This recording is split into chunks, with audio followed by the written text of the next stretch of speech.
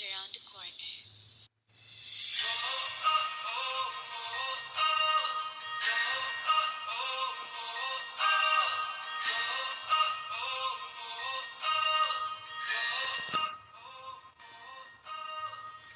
Welcome to the home of nice beaches, majestic mountains, historical destinations, tasty dishes, and a lot more to explore.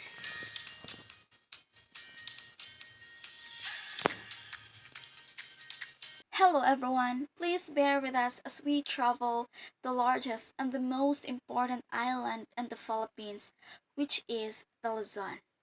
Luzon, Visayas, and Mindanao. These are the three primary island groups of the Philippines, of which Luzon is the largest. Luzon is also the country's chief economic center and seat of political power since it is the location of Manila and Quezon City, Philippines' official capital and most populated city, respectively. The name Luzon is thought to derive from Losong, a Tagalog word referring to a particular kind of large wooden mortar used in dehusking rice. Okay, so let us all unlock the first questions. What are the regions in Luzon?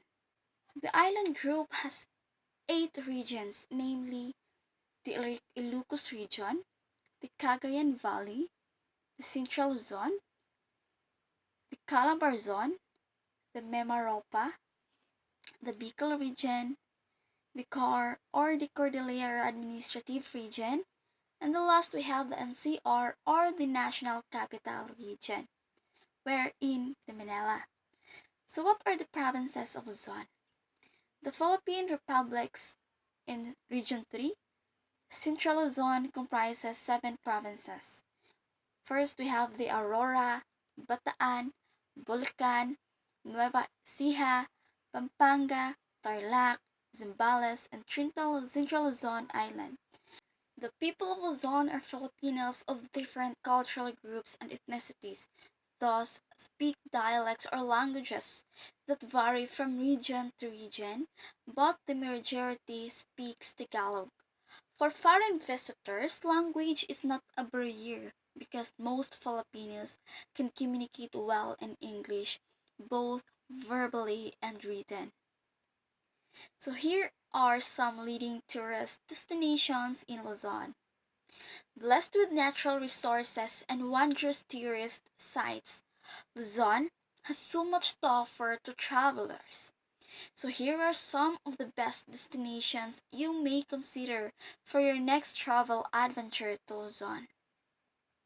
First, we have the Metro Manila, Bicol Region, Laguna Province, Tagaytay City, Pangasinan, Ilocos Norte, Vigan City, Ifugao, Baguio City, and last but not the least, the Palawan.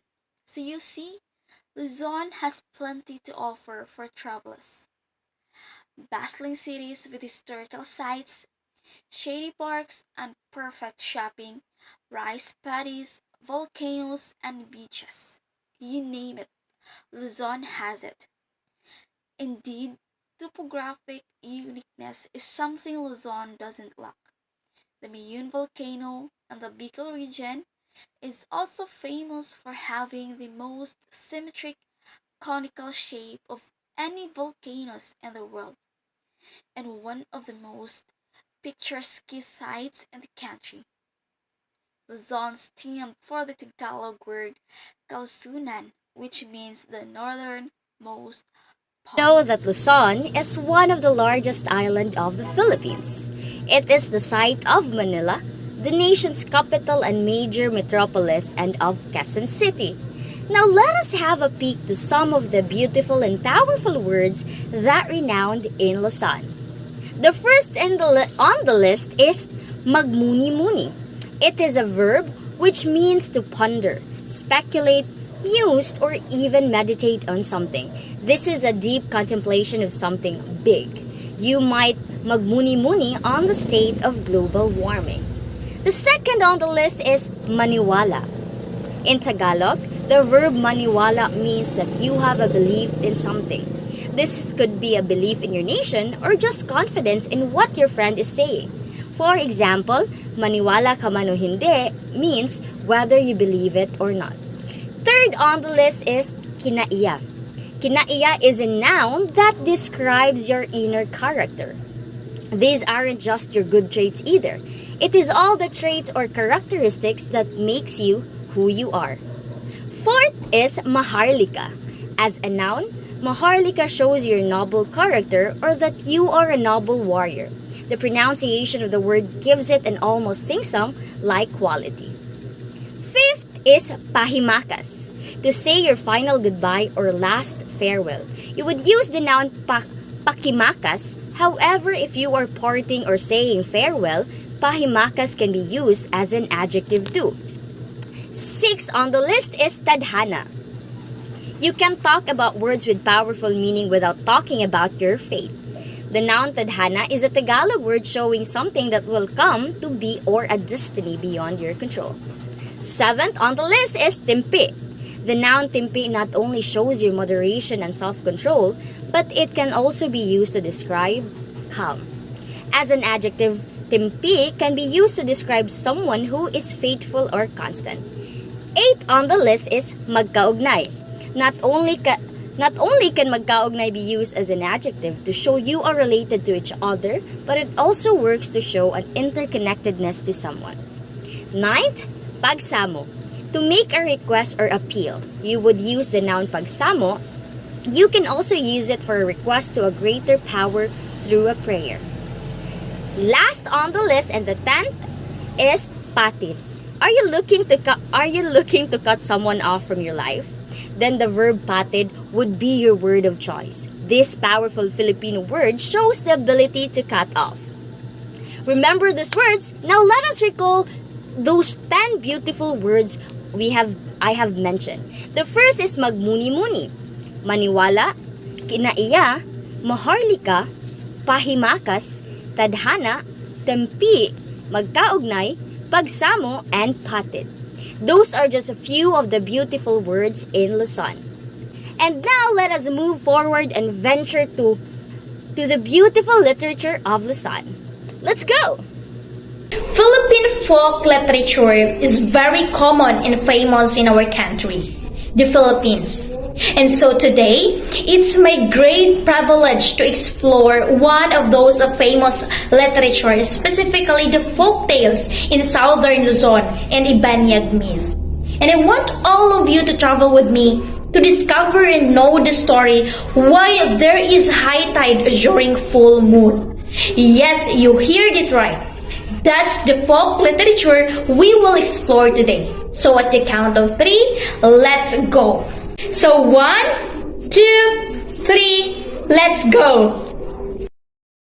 Why there is high tide during full moon? An Ibanyag tale from Volume 2 of the Manya L. Eugenius monumental work in Philippine folk literature. So the myth. So this is an Ibanyag tale about two lovers, Luna and Mar. Luna the moon was the daughter of the sun god. She was young, very beautiful, and was so full of life and love to travel in the heavens in her golden chariot. So, according to Eugenio, one day, she found herself taking another path which led her outside her kingdom. She wandered into the place where the sky met the sea. Beautiful and unusual sights greeted her eyes. As she was admiring the beautiful things around, a voice startled her. It asked, "Where hast thou come from, most beautiful one?" Turning around, she saw a young man who looked much like her father, though fairer. She wanted to run away, but when she looked at him again, she saw that he was smiling at her. Taking the courage, she answered, "I am Luna, the daughter of the sad god." Then the young man smiled at her and answered, "I am Mar, the son of the sea god. Welcome to our kingdom." So to make the story short, Soon, the two became good friends. They had many interesting stories to tell each other. When it was time for Luna to go, they promised to see each other as often as they could, for they has many more tales to tell. They continued meeting at the same spot until they realized that they were in love with each other. So nobody knew about it except the two of them. And then Luna committed a blunder. She told her secret to a cousin who was jealous of her beauty and happiness. The cousin revealed the secret to the sun god, who became very angry. So lesson learned. Never tell your secrets to anyone, even to your most trusted friends. So the sun god ordered Luna confined to their garden and ordered that she would not allowed to go out.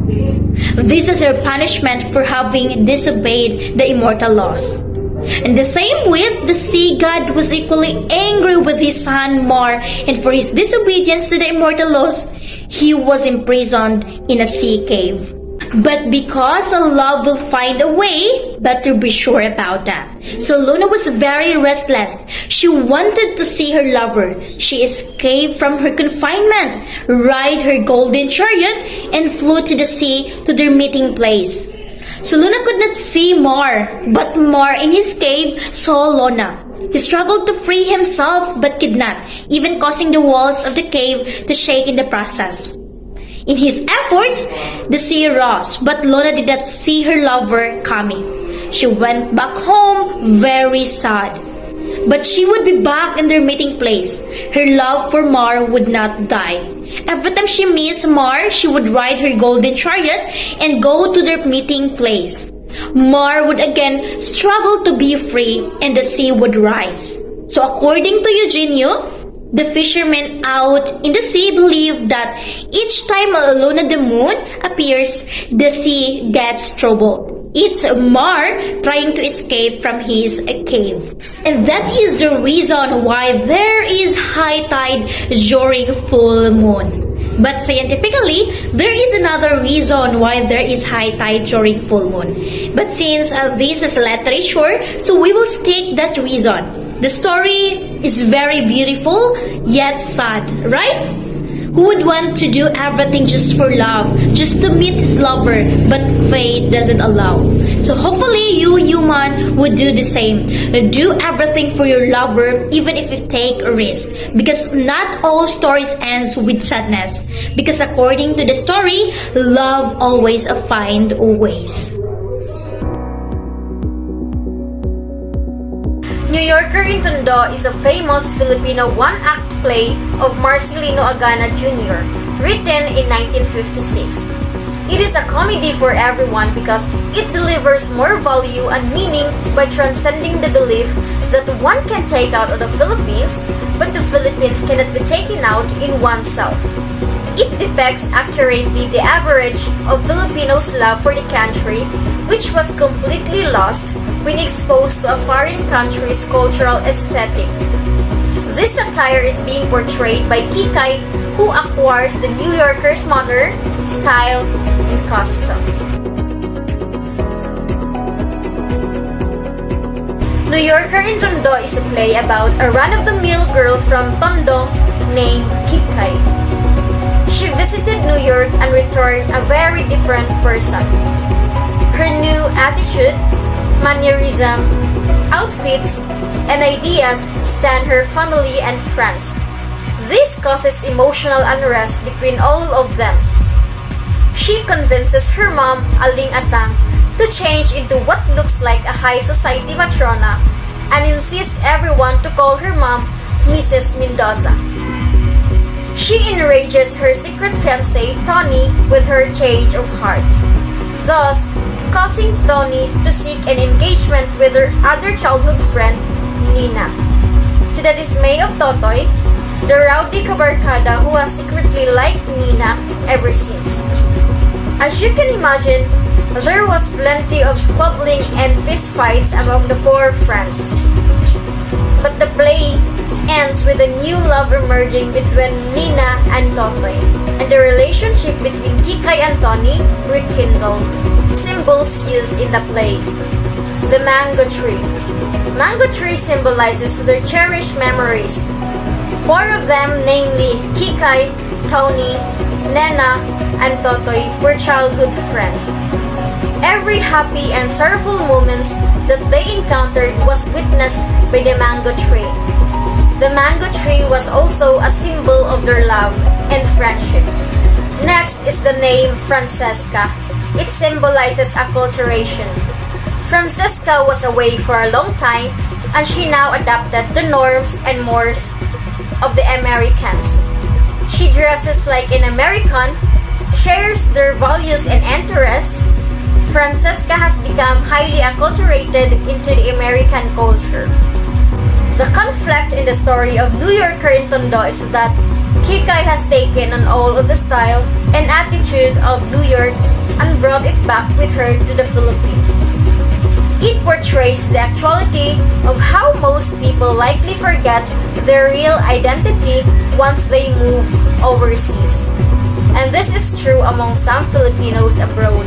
Although we can't really blame those folks who altered their ways because they have to incorporate themselves in the new environment that they are in to get a better life.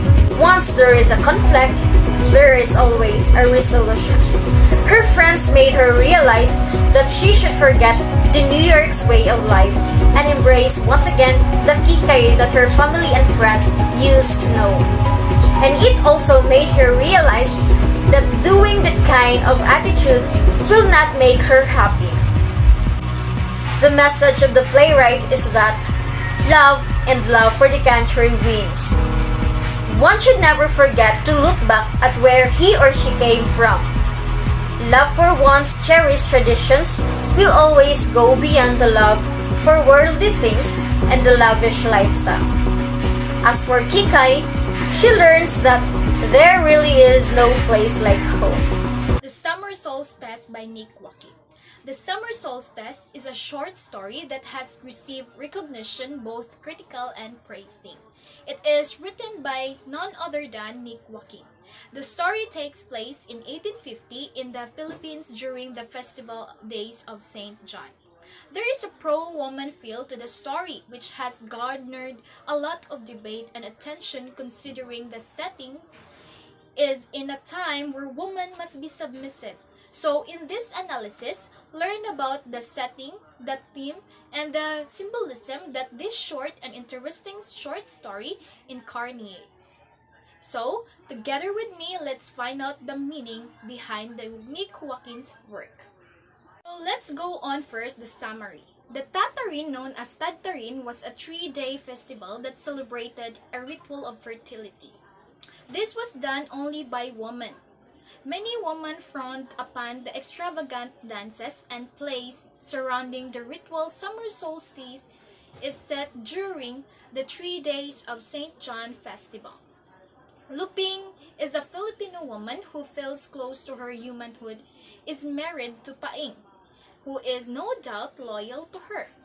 They have 3 little boys and somewhat live a wealthy life. And they have a carriage driver named Intoy and a maid named Amada. Guido is a cousin of Paing who comes back to the Philippines after studying in Europe. So the story starts when the family is enjoying the days of St. John's Festival until Guido makes suggestive comment to Luping and even bending down to kiss her feet. This makes her leave abruptly and have a discussion with her husband the coming night. So Luping secretly found herself intrigued by the attention of Guido. So she felt that he was correct in saying that women should be ravished and men should be adored them. So this causes her to participate in the last night of festival, which is Tatarin ritual.